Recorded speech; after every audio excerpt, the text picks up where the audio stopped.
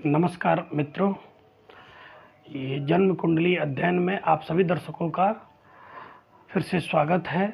Detail में कम से कम आप 3 प्रश्न जरूर दीजिए। आप जन्म दिनांक, जन्म समय और जन्म का स्थान दीजिए। बाकी आइए ये कुंडली का विश्लेषण करते हैं। ये कुंडली है पुष्पक मिश्रा जी का। इनका जन्म दिनांक है 8/9/1994। जन्म का समय 1:50 दोपहर में हुआ और जन्म स्थान छपरा बिहार है। आइए इनकी कुंडली को देखते हैं, इनका कुंडली क्या कह रहा है। देखिए यहाँ पर इनकी कुंडली में जो हम लग्न कुंडली का अध्ययन करते हैं तो धनु लग्न की इनकी पत्रिका बन रही है और इनका राशि जो है वो कन्या राशि बन रहा है। धनु लग्न जो है आपका अग्नि तत्वीय लग्न है और यहाँ पर भूमि तत्वीय राशि। तो अग्नि और भूमि का संबंध हम पिछले भी वीडियो में बताए थे, अच्छा होता है। इसमें भी हम आपको बताना चाहते हैं कि यह भी बेहतर होता है। देखिए मेरा कहने का मतलब ये है कि करियर का चुनाव जो है वो आपका हर व्यक्ति का ये दशम भाव बहुत मुख्य रूप से होता है। करियर के लिए दशम भाव की अपनी एक अहम भूमिका होती है। खासकर मैं आपको बता दूं कि यहाँ पर लग्न अगर बदलता है तो यहाँ पर धन भाव के अगर लग्न बदलता है तो कर्म भाव के ये स्वामी भी बदलते हैं। दशम भाव को हम कर्म भाव, व्यापार भाव और पिता का भी भाव कहते हैं। तो इसी भाव से मुख्य रूप से हम जो है वो अपने कार्य क्षेत्र की गणना करते हैं। अब देखिए दशम भाव को हम मुख्य रूप से बताते हैं। जैसे मान लीजिए यहाँ पर धनु लग्न की पत्रिका है तो इनका कन्या राशि का जो है वो कार्य क्षेत्र बन गया। मैं आपको साफ बताना चाहता हूँ। आज मैं कुंडली का विश्लेषण उस प्रकार से जैसे मैं पिछले 6 वीडियो में करते आया हूँ वैसे भी करूँगा, लेकिन मैं आपको एक नज़र मैं इस पर दोहराता हूँ क्योंकि मुख्य रूप से हम देख रहे हैं कैरियर को लेकर सब लोग चिंतित हैं। उसमें भी सरकारी नौकरी को लेकर ज़्यादा लोगों का डिमांड है। तो इस वीडियो में हम ये आपको बताने का प्रयास कर रहे हैं कि कैरियर कैसे डिसाइड करते हैं और सरकारी नौकरी के लिए क्या क्या चीज़ हमारे कुंडली में होना आवश्यक है। तो देखिए कैरियर के लिए दशम भाव मुख्य रूप से बताया, हम पिछले भी ये बात बता रहे हैं। दशम भाव में आपको देखना है कि यहाँ पर कौन सी राशि बन रही है। तो जैसे यहाँ पर इनकी कन्या राशि बन रही है तो कन्या राशि के स्वामी कौन हुए तो बुध हुए। अब देखिए बुध जो है यहाँ पर मिथुन राशि का भी ये हो रहा है। इनका मिथुन राशि और कन्या राशि दोनों भाव का स्वामी बुध है और बुध जाकर इनके कैरियर में दशम भाव में बैठ गए हैं, चंद्रमा के साथ में बैठ गए हैं। तो क्या होता है कि बुध जो है वो वाणी के कारक है। वाणी से संबंधित क्षेत्र में अगर आप कार्य करते हैं तो इसमें आपके सफलता के बढ़िया योग बता रहे हैं। ठीक, आप पूछे कि सरकारी नौकरी होगा कि नहीं। पुष्पक मिश्रा जी का मुख्य रूप से प्रश्न था कि मेरा सरकारी नौकरी के लिए भी हम प्रयत्न कर रहे हैं, मेरा नौकरी कब होगा। सरकारी नौकरी का तो ये खासकर नहीं पूछे कि नौकरी कब होगा, लेकिन मुझे जहाँ तक एक अनुमान लग रहा है कि सरकारी नौकरी की चाहत रखते हैं हमसे ये प्रश्न किए हैं। देखिए आपका नौकरी कब तक होगा ये तो आपका कुंडली में महादशा से पता चलता है। देखिए कुंडली में महादशा वर्तमान समय में जो आपकी महादशा चल रही है, गुरु के महादशा में आपका शनि का अंतर्दशा और बुध का प्रत्यंतर दशा चलता है। अब मित्रों यह जानना है कि महादशा क्या होता है। देखिए आप ज्योतिष का ज्ञान रखते हैं या ज्योतिष का ज्ञान नहीं रखते हैं, आप इस संसार में जितने भी मानव जाति है सब पर महादशा तो लगता ही लगता है। अब वो आपके 9 ग्रह हैं, 9 ग्रह में किसी न किसी ग्रह के महादशा में सब कोई आता ही है। आपको ज्योतिष का ज्ञान हो तब भी, नहीं ज्ञान हो तब भी सब कोई महादशा के चक्र में पड़ता ही, अर्थात काल चक्र के अंतर्गत सब लोग आते हैं। तो महादशा क्या होता है, महादशा ये होता है कि वो सबसे लॉन्ग टाइम के लिए होता है। जैसे मान के चलिए कि आपका यहाँ पर गुरु की महादशा, तो गुरु की महादशा 16 वर्ष के लिए होती है। अब क्या है कि गुरु के महादशा में अंतर्दशा कम टाइम के लिए होता है। जैसे मान लीजिए अगर 16 वर्ष की महादशा है तो अंतर्दशा 16 महीना, 15 महीना, 16 महीना तक का आता है। जैसे यहाँ पर मान लीजिए गुरु का महादशा में शनि का अंतर्दशा है और बुध का प्रत्यंतरदशा, तो महादशा लंबे टाइम के लिए होता है, अंतर्दशा उससे कम टाइम के लिए होता है, बुध का और उसके बाद में प्रत्यंतरदशा सबसे छोटा फ्रेम के लिए होता है। और भी होते हैं प्राण दशा, सूक्ष्म दशा और भी होते हैं, लेकिन मुख्य रूप से जो एक मोटा मोटी कैलकुलेशन के लिए आता है महादशा, अंतर्दशा और प्रत्यंतरदशा। तो देखिए इनके गुरु के महादशा में शनि का अंतर्दशा 30/1/2020 से शुरू हुआ है और 18/9/2022 को खत्म होगा। देखिए ये आपका 2022 में आपका गुरु में शनि का अंतर्दशा खत्म होगा। देखिए शनि आपके बैठे हुए हैं पराक्रम भाव में। पराक्रम भाव यानी कुंभ राशि में, ये अपने ही घर में बैठे होंगे। आपके धन भाव का स्वामी भी जो है और पराक्रम भाव का दोनों भाव के स्वामी हैं और स्वयं पराक्रम में बैठ गए हैं। यहाँ पर देखिए आपके भाग्य भाव का स्वामी सूर्य यहाँ पर बैठा हुआ है और सूर्य की सप्तम पूर्ण दृष्टि, सप्तम, अब दृष्टि के बारे में आप जान लीजिए कि यहाँ पर सूर्य की एक ही दृष्टि होती है, सातवीं दृष्टि। और वो कैसे सातवीं दृष्टि से देखते हैं, तो यहाँ से गिनती करते हैं 1 2 3 4 5 6 7, सातवीं दृष्टि पर है। वैसे ही शनि की 3 दृष्टि होती है। शनि की 3 दृष्टि को तीसरी दृष्टि से शनि देखते हैं, अपनी सातवीं दृष्टि से देखते हैं और अपनी 10वीं दृष्टि से देखते हैं। आइए हम देखने की कोशिश करते हैं कि दृष्टि कैसे देखते हैं। देखिए यहाँ से शनि से 1 2 3 एक दृष्टि पर, यानी कि शनि का दृष्टि, तीसरी दृष्टि पंचम भाव पर पड़ा। अब चलिए 4 5 6 7, यहाँ पर देखिए शनि का सातवीं दृष्टि जो है वो भाग्य भाव पर पड़ा, अर्थात नवम भाव को भाग्य भाव और धर्म का भाव कहते हैं। अब चलिए 8वां 9वां और 10वीं पूर्ण दृष्टि शनि का जो है व्यय और हानि के भाव पर पड़ रहा है, इसको द्वादश भाव कहते हैं। तो इस प्रकार से हम दृष्टि देखते हैं। आप ये जान लीजिए मित्रों कि हम जो भी दृष्टि होते हैं, आपको बता देना चाहते हैं कि शनि की 3 दृष्टि होती है, गुरु की भी 3 दृष्टि होती है, राहु और केतु की भी 3 दृष्टि होती है, और सूर्य का, बुध का, चंद्रमा का भी आपका एक ही दृष्टि होता है। सूर्य का, बुध का और चंद्रमा का एक दृष्टि होता है। मंगल का जो है, मंगल का 3 दृष्टि होता है। तो जैसे जैसे हम आपकी कुंडली का विश्लेषण करते जाएंगे आगे, वैसे वैसे मैं दृष्टि को काउंट करके बताते चला जाऊंगा। आप सीखने की रुचि रखें और जो लोग सीख रहे हैं वो भी देखें, जो लोग नहीं जानते हैं उनको भी मैं प्रयास करूंगा कि बहुत ही बेहतरीन तरीके से मैं बताऊं, सिखाऊं, क्योंकि ज्योतिष सब जानते हैं। आप कुछ नहीं जानते हैं तो आप एस्ट्रोसेज में जाइए या किसी भी कुंडली को जो है वो आप डाउनलोड कीजिए, उसके कोई जो आपका ऐप है उसको डाउनलोड कीजिए। डाउनलोड करने के बाद उसमें अपना जन्म दिनांक, जन्म का समय और जन्म स्थान उसमें डालिए।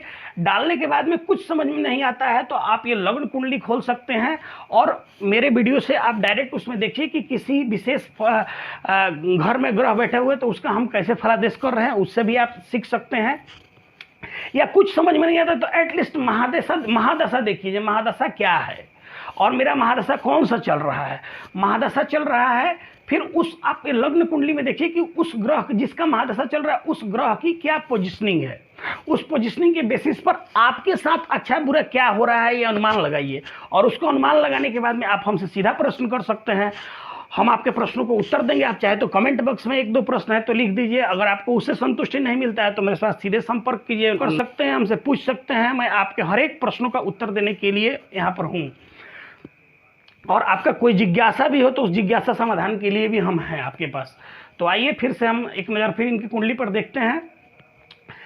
ये आपका ये पुष्पक मिश्रा जी का जो प्रश्न था, देखिए सूर्य का, शनि का सप्तम पूर्ण दृष्टि सूर्य पर और सूर्य का सप्तम पूर्ण दृष्टि शनि पर पड़ने की वजह से यहाँ पर भी एक सूर्य शनि का आपस में दृष्टिगत होने से एक बहुत ही बेहतरीन राजयोग का निर्माण हो गया है। चंद्रमा और बुध की युति से भी यहाँ पर एक अच्छे राजयोग का निर्माण हो गया है। गुरु, शुक्र और राहु, ये देखिए एकादश भाव है, इसको 11वां भाव बोलते हैं। लग्न से एकादश, अब लग्न से एकादश कैसे चलते हैं तो 1 2 3 4 5 6 7 8 9 10 11, लग्न से एकादश भाव है। आप ये जान ली कि लग्न से एकादश, यहाँ पर चंद्रमा छोड़ के दूसरा कोई भी ग्रह है तो आपको कुछ ना कुछ लाभ दे के ही जाएगा, ये आप सीधे सीधे जान लीजिए। चंद्रमा भी है तो आपको लाभ मिलेगा, थोड़ा सा अप एंड डाउन की स्थिति बनी रहती है। देखिए हमें एक चीज़ और बताओ, अब सरकारी नौकरी से संबंधित मैं आपको चीज़ बताता हूँ। 10वें भाव को देखना है। 10वें भाव के बाद में सूर्य और चंद्रमा की स्थिति को देखना है कि सूर्य और चंद्रमा में कौन बली है। अब आप यहाँ पर देखिए 21 अंश 41 कला पर बैठे हुए हैं और चंद्रमा 26 अंश 27 कला पर बैठे हुए हैं।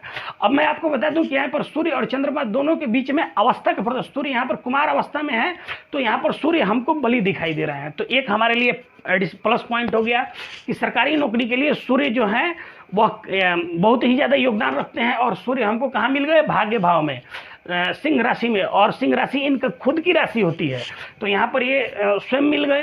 तो यहाँ पर एक स्थिति देख रहे हैं कि सूर्य जो है आपका सिंह राशि में मिले, ये आपके लिए एक प्लस पॉइंट है। अब चलते हैं दूसरा, चंद्रमा की स्थिति है। चंद्रमा कहाँ है तो आपके बुध के घर में। चंद्रमा और बुध आपस में अति मित्र हैं और ये मतलब दोनों का आपस में बढ़िया सामंजस्य बनता है। तो ये क्या हुआ, यहाँ पर सूर्य, चंद्रमा और गुरु ये तीनों आपस में तत्कालिक मित्रता में भी हैं और ये तीनों जो है एक कर्म भाव, एक भाग्य भाव और ये दूसरा लाभ भाव में बने हुए हैं। तो आप ये समझ लिए कि ये तीनों भाव जो है कहीं ना कहीं आपको गेनिंग दे रहा है और यह नौकरी के चांस दे रहे हैं। लेकिन अब थोड़ा सा मैं आपको एक बात और बता दूं कि आपके गुरु के महादशा में शनि का अंतर चल रहा है, इसीलिए आपके मन में नौकरी का यह बात चल भी रहा है। लेकिन ये अंतरदशा कब आपको खत्म हो रहा है, तो 2022 तक खत्म हो जाए। 2022 के बाद में आपको नौकरी के प्रति उतना अगर हुआ तो हुआ, नहीं हुआ तो आपका मन ज़्यादा नौकरी की तरफ न जाके व्यवसाय के क्षेत्र में आपका जो है वो ज़्यादा दिलचस्पी होगा। मैं एक नज़र और भी कहता हूँ कि यहाँ पर मंगल को देख लें, मंगल की दृष्टि होती है 4, 8 और 4, 7 और 8 होती है। तो चौथा घर 1, 2, 3, 4, यहाँ पर भी देखिए आपके मंगल की दृष्टि आपके कैरियर भाव पर पड़ गया है। अब मैं मुख्य रूप से आपको बताना चाहता था, दसम भाव को देखिए, सूर्य और चंद्रमा की स्थिति को देखिए, गुरु भी सरकारी नौकरी के लिए बहुत कारक होते हैं और मंगल की भी दृष्टि यहाँ पर पड़ गई। तो कुल मिला के आप देखें तो सरकारी नौकरी की संभावना आपके कुंडली में है, लेकिन यह संभावना 2022 तक अगर होता है तो ठीक है, नहीं होता है तो चंद्रमा और बुध की युति से जो है बहुत शानदार राजयोग का निर्माण होता है।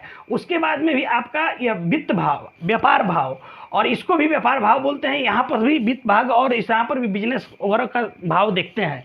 तो ये दोनों भाव का स्वामी जाकर जो है दोनों भाव के स्वामी यहाँ पर बुध जाकर बैठ गए हैं आपके दसम भाव में। तो धीरे धीरे हमको लग रहा है कि आप व्यवसाय की तरफ अगर जाते हैं तो इसमें आपके कुंडली में सफलता के बहुत ही बेहतरीन योग है। आप एक प्रयास अवश्य करिए 2022 तक, अगर सरकारी नौकरी होती है तो अच्छी बात है, और नहीं होता है तो आप बिजनेस व्यापार की तरफ मुड़िए, आप बहुत बेहतरीन करिएगा। हमारा आपके लिए यही सलाह है। आगे देखिए, हम आपको बताना चाहते हैं कि गुरु की पंचम पूर्ण दृष्टि जो है पराक्रम भाव पर पड़ रही है, सप्तम दृष्टि जो है ज्ञान भाव पर पड़ रही है और नवम दृष्टि आपके जो है वो पत्नी भाव पर पड़ रही है। तो ये गुरु का दृष्टि जो है यहाँ पर भी सब कुल मिला के देखें तो बढ़िया है। फिर नवांश कुंडली पर एक नज़र आपको दोहराते हैं तो मंगल और बुध भी करियर भाव में, मंगल यहाँ पर स्वराशि के हैं, तो ये स्थिति भी बन रहा है। आपका अगर सरकारी नौकरी की इच्छा है तो आप प्रयत्न अवश्य करिए, लेकिन 2022 तक अगर होता है तो ठीक, नहीं तो 2023 के बाद में व्यापार के क्षेत्र में मुड़ जाइए। आपके व्यापार में, नौकरी से अधिक व्यापार में सफलता के योग आपकी कुंडली में पूरा दिखाई दे रहा है। आगे चलिए, मैं आपको आगे एक नज़र में इस सब पर आपको बताना चाहता हूँ। एक चीज़ मैं और आपको बताना चाहता हूँ कि ये देखिए, शुक्र जो है आपके चलित चक्र में, यह जो शुक्र एकादश भाव में बैठे हुए हैं, वह शुक्र आकर जो है आपके चलित चक्र में जो है यहाँ पर दसम भाव में, कैरियर के भाव में आ गए हैं। इसीलिए यह व्यापार के लिए भी हम इसीलिए आपको बोल रहे थे, क्योंकि दूसरा ये आपका कंपटीटर का घर है और ये सप्तम घर जो है लाभ भाव का घर है, और दोनों भाव का स्वामी चलित चक्र में आकर कैरियर भाव में बैठ गया। इसीलिए हम व्यापार के लिए भी आपको बोल रहे थे। और यहाँ पर शुक्र और बुध की युति से लक्ष्मी नारायण राजयोग का भी निर्माण हो गया है, तो ये भी आपके अच्छा है। आगे देख लीजिए कुंडली में ये धनु लग्न की पत्रिका है, और धनु लग्न में आपका ये लग्नेश और सुखेश दोनों भाव का स्वामी स्वयं गुरु जो है वो तुला राशि में लाभ भाव में बैठा हुआ है। ये भी आपको कहीं ना कहीं सुख प्रदान करेगा और सब कुछ प्राप्त आपको करवाएगा।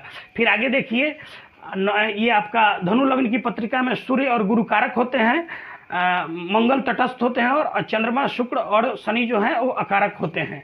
आपके कुंडली में अभी कारक ग्रह की महादशा चल रही है, और ये महादशा आपका 2034 तक चलेगी। उसके बाद में शनि की महादशा प्रारंभ होगा, जो आपका 19/1/2034 से लेकर 18/1/2053 तक चलेगा। इसीलिए मैं आपको साफ साफ फिर से दोबारा बता देना चाहता हूँ कि 2022 तक आप सरकारी नौकरी का प्रयास कीजिए। होता है, स्थिति बन रही है आपके कुंडली में होने का, ऐसा नहीं है, संभावना है, आपका संभावना बन रहा है, 60 से 65% संभावना है आपके नौकरी होने का। होता है तो बढ़िया, नहीं तो व्यापार के क्षेत्र में भी उन्नति के सर्वश्रेष्ठ योगदान आपके कुंडली में दिखाई दे रहा है।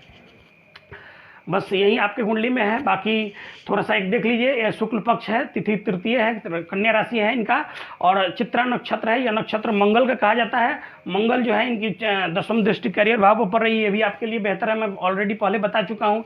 योग शुक्ल है, वर्ण वैश्य है। यहाँ पर देखिए भी, यह वर्ण वैश्य इस बात का इंडिकेशन कर रहा है कि आप अगर व्यापार के क्षेत्र में जाइएगा तो उन्नति आपको बताएगा। यहाँ पर आपका वर्ण बहुत कुछ डिसाइड करता है, व्यक्ति किस कार्य क्षेत्र में जाए तो उसके सफलता के योग बनेंगे। आपका वर्ण यहाँ पर वैश्य दिखा रहा है, योनि व्याधा गण राक्षस। राक्षस गण के व्यक्ति क्या होते हैं, कोई गण राक्षस कोई खराब चीज नहीं होता है। राक्षस गण के व्यक्ति किसी भी चीज को प्राप्त करने के लिए जो भी तरकीब अपनाना होता है वो अपना लेते हैं। इसीलिए यहाँ पर ये आपका गण राक्षस दिखाई दे रहा है। योग शुक्ल है, बढ़िया योग कहा जाएगा, और शुक्ल योग वाले व्यक्ति अपने जीवन में ऊंचाई अवश्य प्राप्त करते हैं। थोड़ा अगर सही दिशा में चले तो उनको ऊंचाई मिलने में कोई ज़्यादा कठिनाई नहीं होती है, वो ऊंचाई अपना प्राप्त करते हैं। धन्यवाद मित्रों। और आपके मन में कोई भी प्रश्न हो तो आप प्रश्न कमेंट बॉक्स में डालिए। प्रश्न ऐसा होना चाहिए जो सर्वलौकिक हो, प्रश्न ऐसा होना चाहिए जिसमें सर्वज्ञता समाया हो, प्रश्न ऐसा हो जो सर्वजन हिताय वाला हो, उस जरूर डालिए। आप ज्योतिष से भी संबंधित हो या वैदिक सनातन धर्म से संबंधित हो, आप प्रश्न करिए। मैं आपके प्रश्नों का यथा सामर्थ्य अपने ज्ञानानुसार, अपने बुद्धि विवेक के अनुसार मैं आपको आपके प्रश्नों का उत्तर देने का अवश्य कोशिश करूंगा। धन्यवाद।